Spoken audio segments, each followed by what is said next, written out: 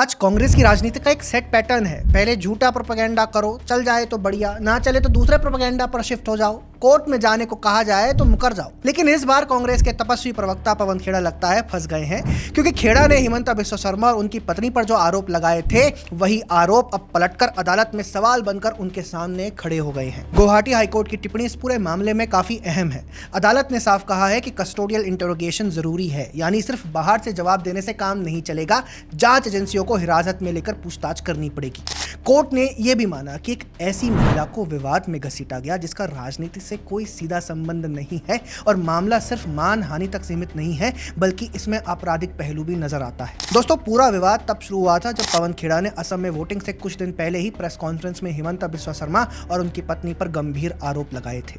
दावा किया गया कि उनकी पत्नी के पास कई विदेशी पासपोर्ट है, विदेशों में संपत्तियां हैं। कांग्रेस ने इन आरोप पर खूब प्रोपेगेंडा किया था, लेकिन जिन दस्तावेजों के आधार पर ये दावे किए गए उनकी विश्वसनीयता शुरू से ही संदेह के घेरे में आ गई। खेड़ा के ऊपर हिमंता की पत्नी रिनिकी भुयान शर्मा ने एफआईआर दर्ज करवाई और आरोप लगाया कि उनके खिलाफ झूठे और मनगढ़ंत दस्तावेजों के आधार पर कहानी गढ़ी गई है, जिससे उनकी प्रतिष्ठा को नुकसान पहुंचाया गया।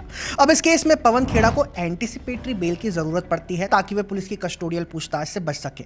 यहीं पर सबसे बड़ा सवाल खड़ा होता है, अगर आरोपों के पीछे ठोस सबूत होते तो जांच से बचने की जरूरत क्यों पड़ती? खासकर 3 पासपोर्ट वाले आरोप जिन पर पूरा नैरेटिव खड़ा किया गया, उनके समर्थन में अब तक कोई मजबूत आधार सामने नहीं आया। अदालत ने भी साफ संकेत दिया कि पेश किए गए दस्तावेज भरोसेमंद नहीं लगते। अब इस पूरे घटनाक्रम को राजनीतिक टाइमिंग के साथ रखकर देखिए। असम में चुनावी माहौल बनता है और उसी दौरान इस तरह के आरोप सामने आते हैं।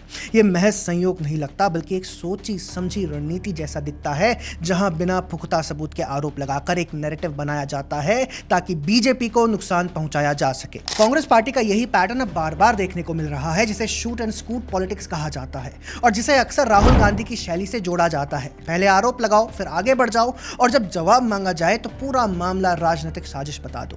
पहले ये सब सोशल मीडिया तक सीमित था, अब प्रेस कॉन्फ्रेंस में आकर लाइव आरोप लगाए जाते हैं, चाहे उनके पीछे ठोस सबूत हो या नहीं। इस पूरे मामले ने एक बड़ा सवाल खड़ा कर दिया है, क्या राजनीति अब सिर्फ आरोप लगाने का माध्यम बनकर रह जाएगी या फिर उसमें जवाबदेही और सबूतों की भी कोई जगह बचेगी? जब अदालत खुद कह रही है कि मामले में गहराई से जांच जरूरी है, तब यह सिर्फ एक नेता का मामला नहीं रहता, बल्कि कांग्रेस के पूरे राजनीतिक कल्चर पर एक गंभीर सवाल बन जाता है। दोस्तों, सीएम हिमंता बिस्वा शर्मा जिस तरह से खेड़ा को बख्शने के मूड में दिखाई नहीं दे रहे हैं, उससे तो यही कहा जा सकता है कि वे खेड़ा को पेड़ा बना देंगे वाली अपनी वाली बात पर खरे उतर रहे हैं।